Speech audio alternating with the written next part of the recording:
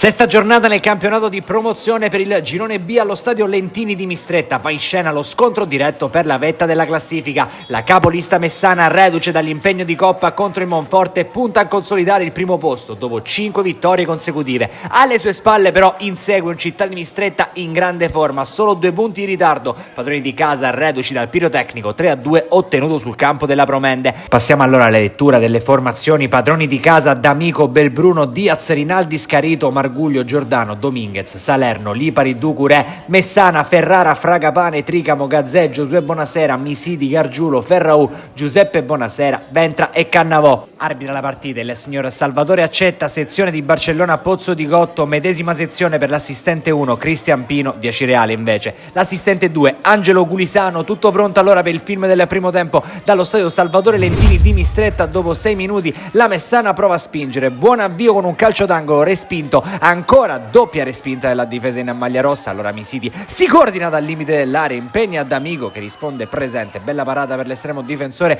che deve superarsi nuovamente al 26esimo perché Tricamo irrompe in area di rigore, mette all'indietro per Ventra, eccolo qui il tocco decisivo del portiere che la va a mettere sul palo e alla fine in calcio d'angolo. Poco Mistretta per quanto riguarda il primo tempo, bisogna attendere il 40esimo per questa chance offensiva. Giordano la manda oltre la traversa di Ferrara, finisce così il primo tempo. Messana che meriterebbe il vantaggio ma fin qui 0-0 a Lentini contro il Città di Mistretta, e c'è anche la grana Ferraù al suo posto. Anthony Arena inizia la ripresa, 51esimo, questo lancio lunghissimo dalle retrovie trova scoperta la retroguardia e la Messana, c'è Salerno ma c'è anche l'uscita monumentale e provvidenziale di Riccardo Ferrara. 64esimo, era soltanto l'antipasto, qui Salerno l'appoggia per Ducuré che entra in area di rigore e piazza un gran colpo, quello col destro che vale l'1-0 dei padroni di casa. Città di Mistretta adesso avanti, Barbera per Gazzè nella Messana. 73esimo, entrambi i tecnici espulsi. 80esimo, il pallone in mezzo, c'è tanta confusione, una doppia deviazione, alla fine il direttore di gara